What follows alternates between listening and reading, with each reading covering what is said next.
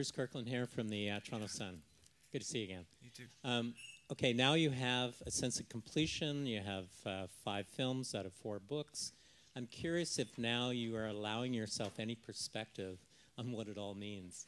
Because clearly, 13-year-old girls have their own unique perceptions of what all of this means to them. And I'm curious, as a witness to the entire spectacle of this franchise, if you're now allowing yourself a little analytical moment to see the value of the entire, again, word franchise.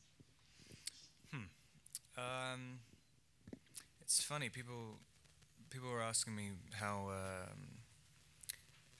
I'd feel when it all ends on the first movie, and I don't think I've ever felt more completely bewildered, like knowing that I only have a month of Twilight stuff left to do.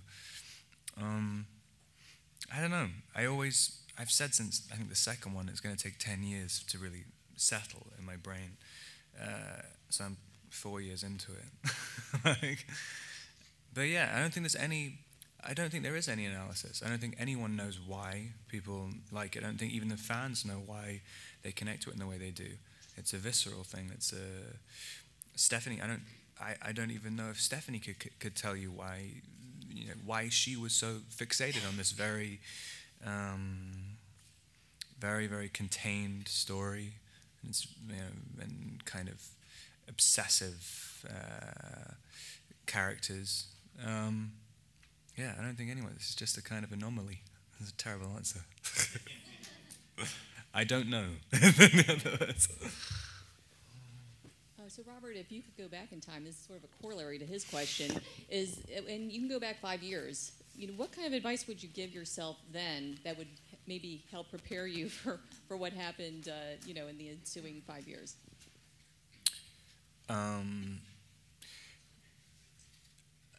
Start drinking vodka instead of beer, and try and get a 6-pack as early as possible, and you'll be a much more successful actor. I don't know. No, not really. I mean, yeah, it's kind of fun to deal with the terror and the kind of huge highs and lows of things. I've never known things. It was still getting massive surprises every time you have any kind of Twilight-related event or anything. I still remember. I think it was the 3rd movie where we went to Munich, and the entire Olympic Stadium was filled with fans, and just to walk in there and do nothing. I mean, literally, it was supposed to be a Q&A, but me, Kristen, and Taylor just stood in the middle of the Olympic Stadium with 30,000 people just screaming. We just stood there like, for 15 minutes, and it's just, I mean, it's absolutely bizarre. Like, there's no way you can ever compute it. Hi, Rob. Here. Hey. Hi. This film's keyword theme is forever. When you had a forever, what things come up your head, and do you find what is forever and what thing is forever? Death. No.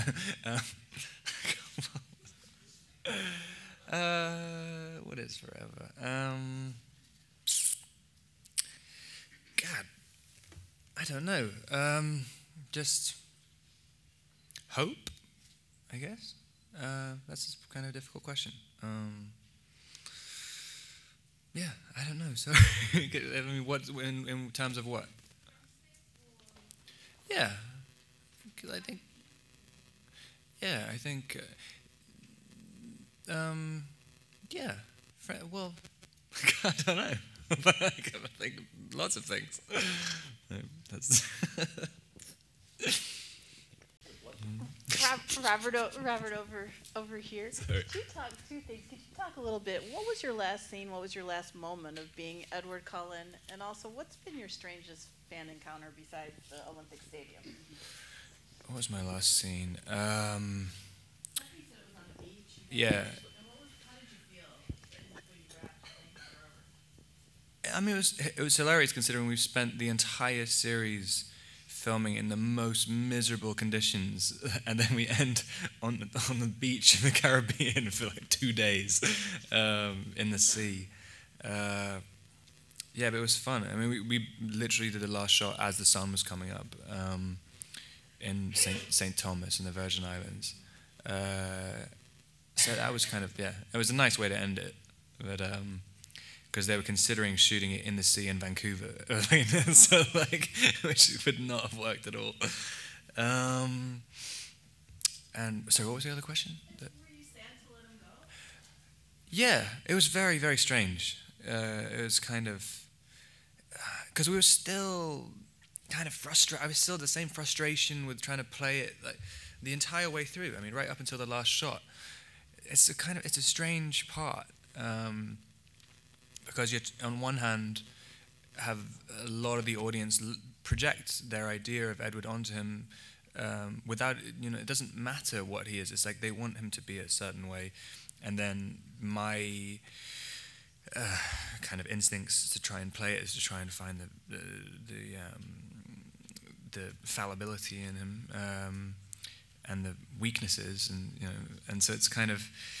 You're trying to play both these things at the same time, and it becomes very strange. I mean, you kind of because you're trying to play someone who's seen by a lot of people as being like this perfect thing, but what is that? I mean, it doesn't really mean anything. And so you're trying to play an archetype on one hand and then a character on the other. And so I kind of felt insanely frustrated right up until the last shot, and then it ended. So yeah. Robert, looking back, whether this is a physical thing or an emotional thing, what was the most difficult thing to leave behind about the Edward character, and what was the best thing to leave behind, you were glad to leave behind? I think that's the thing just in general about doing any kind of series, especially when the characters remain the same, just that you can go back and try and improve whatever you did in the last movie, which never happens. Just kind of that tone and that work ethic is nice. It's quite you feel quite strangely secure, and I mean it's the opposite of how you're supposed to feel doing a movie. You're supposed to feel totally foreign every single time, but kind of going back for another go at it is kind of, it's good on one hand and it is also bad on another hand, because you get your ideas dry up sometimes, and also you get lazy sometimes because you're just you're around the same people. And so that was the good thing about having different directors. So you kind of had to stay a little bit on your toes. What's the worst thing?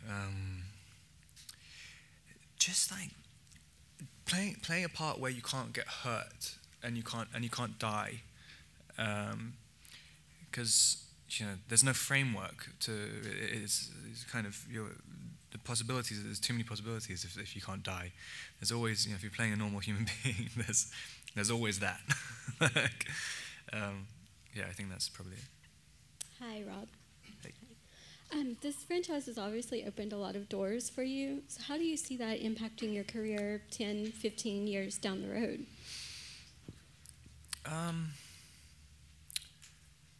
I don't know. I mean, it's you kind of.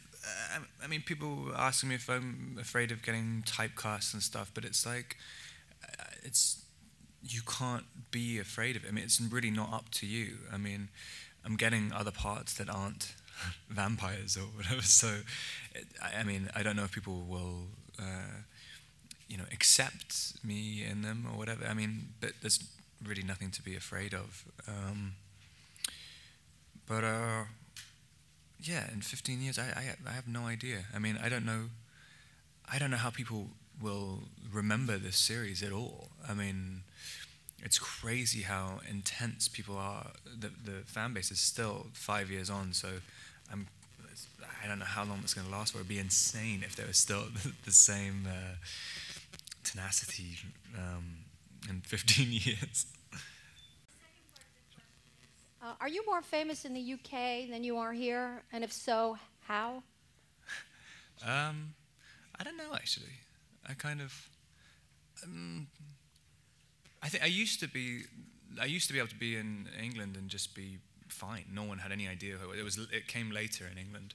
Now it's kind of relatively similar. I get a lot more abuse in England. What's that? How do you mean? I think that's just a kind of general English attitude. I did the same thing to famous people when I lived there. Just as your instinct. Over here. You really looked like a natural stepping into that father role of Renesmee. Like, what do you attribute that to, and how was that being a dad on screen? I don't know. I just quite like working with kids and stuff. I like working with kids and I like working with animals, which is like what everybody says you shouldn't do. It makes you feel like you're not acting. I mean, as soon as you have someone who's just providing stuff to react to, yeah, especially like working with a baby and everything, it's kind of, it's great. Every time they bring up, I would say just put a baby in every scene. It's like you can put a dog in a scene, everyone's going to be better, like guaranteed. And if they're not better, just shoot the dog. It's kind of, but yeah, no, it was fun. And they got some good baby actors. Either way, yeah. Hi, Rob. Just wanted to talk a little bit about the vampires in this film because there's so many more, and the lore is much more present than in some of the past films, which are focused more on relationship. Which new character did you like? Or what powers did you enjoy seeing? And also, what's your favorite vampire movie? Just, are you a fan too? Do you watch True Blood, or what are you interested in as far as vampires now that you've played one? In terms of, I don't know. I like Blade. I really like Blade. And I wish people would make, I mean, I was talking about this the other day about making hard R-rated fantasy movies again. Like, it's completely irrelevant, but people should do that more. Who is my favorite character out of the new ones? I'm like just going to be saying the actors. I like Benjamin, who's Rami plays in. Mainly because he's a great actor, and he only had a couple of scenes in it, but kind of just like it's nice having actors who came in who were really, really enthusiastic and kind of thinking like, wow, this is a big deal being in like a Twilight movie, and like I've got these 5 lines and I'm gonna like own them. And they got some, like Bill got some great people. Who else did I like? God, I'm terrible with names. What was the other part of the question so I can save myself? Your favorite movies, or if you're a fan of vampires, if you're watching something now. Yeah, I would. I haven't seen that many vampire things. Like, it's a kind of a strange. It's always been strange to me being like, someone can say they're like a vampire fan, but I don't know. Well, I mean, I'm not a non-fan, but I mean, literally, it's just such an unusual thing to be a fan of. It's like people are like, I love zombie movies. I just love them. They're my favorite. It's more of a kind of psychological problem than being an actual fan. Right here. It's been a crazy 4 years for you and Kristen and Taylor. I'm wondering, do you remember back in 2008, the first time you met Kristen and the first time you met Taylor? And I don't want to throw Taylor under the bus, but he was just in here and he said he can't remember meeting you for the first time. Yeah, I can't remember meeting him either. No, I can't. When did I meet Taylor? I met him on the movie, I think, when he was wearing his wig and stuff. But when did I meet Kristen? I met Kristen at the audition. Yeah. What was the other part of the question, sorry? Just your first impressions, thinking back to, 4 years when you were first meeting them and now knowing them so well now. Were they right? Yeah, I mean, it was a little, I'm still just trying to come to terms of acknowledging being an actor at all. I mean, it reminded me a little bit, even with Taylor, even though he was like 15 when I met him, when I did Harry Potter, I remember looking at Dan, Rupert and Emma, and being like, well, those guys are actors, and I'm like, I was like starstruck by them. I was starstruck by those guys when I met them, even though I'd only seen Kristen in a few things. Yeah, it's kind of, I've always sort of had this sort of separation. It's funny to kind of see people get humanized, because with Dan, Rupert, and Emma, I still see them as kind of, I mean, I was with them for 11 months. I still see them as like massively famous like people. Yeah, and it's strange to see, to have gone through the same experience with Taylor and Kristen as well. Just kind of, it's massive, and to see people retain their sanity as much as possible, and yeah, I mean, because I've seen a lot of other people have minor amounts of fame and just lose their mind completely, but then like after a casting announcement, let alone like, having done the movie, and it's kind of amazing to see that people manage to maintain. Thank you very much. We appreciate it.